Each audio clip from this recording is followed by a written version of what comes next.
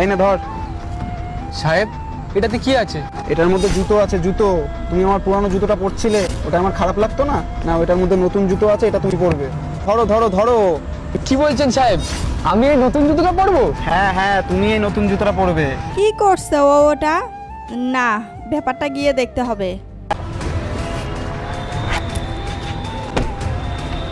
আর ভালো করে দেখে নাও জুতোটা তোমার পছন্দ হয়েছে নাকি, আর পায়েও গলিয়ে দেখে নাও ঠিকঠাক হচ্ছে নাকি সাইজে। জুতোটা আমার অনেক পছন্দ হয়েছে, আমি নতুন জুতো পরবো। আরে এটা কি করছো? নতুন জুতোটা কেন ওকে দিচ্ছ? খুব সাহস না ওর কাছ থেকে জুতোটা নিয়ে নিয়েছিস? অকাতের বাইরে না যাওয়ার চেষ্টাও করিস না। জানিস এই জুতোটার দাম কত? অনেক বেশি, যেটা তো ধারণার বাইরে। এই শোনো, তোমার সাথে আমার কথা আছে, সাইডে চলো তো। চলো।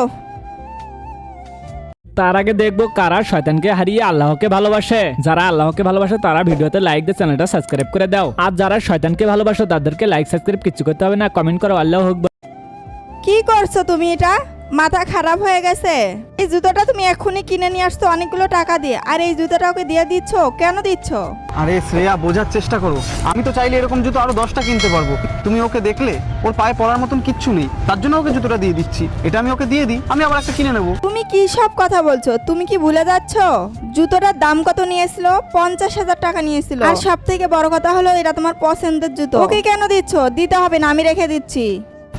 আরে আরে শোনো, তুমি কি বুঝতে পারছো না? দেখো, এই জুতোটা তো আমি চাইলে আবার কিনতে পারবো, কিন্তু ও কিনতে পারবে না। তুমি দেখলে না ও আমার পুরানো ছেঁড়া জুতোটা পরছিল, এতে আমার খারাপ লাগবে না বলো? আরে ভগবান তো আমাদের দিয়েছে, ওদের তো দেয়নি, তাই আমাদেরও কর্তব্য গরিব মানুষদের পাশে দাঁড়ানো। এতে ভগবানও খুশি হবেন। তুমি ঠিকই বলেছো, সত্যিই তো আমি এটা ভেবে দেখিনি। আমরা চাইলে আবার কিনতে পারবো, কিন্তু ও কি কিনতে পারবে? থেকে ভালো আমরা একে দিয়ে দেই, ওরই ভালো হবে, তাই না? তুমি এটা ধরো।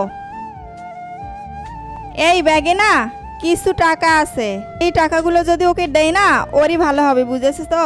নেক্সট পার্ট চাইলে কমেন্ট করো।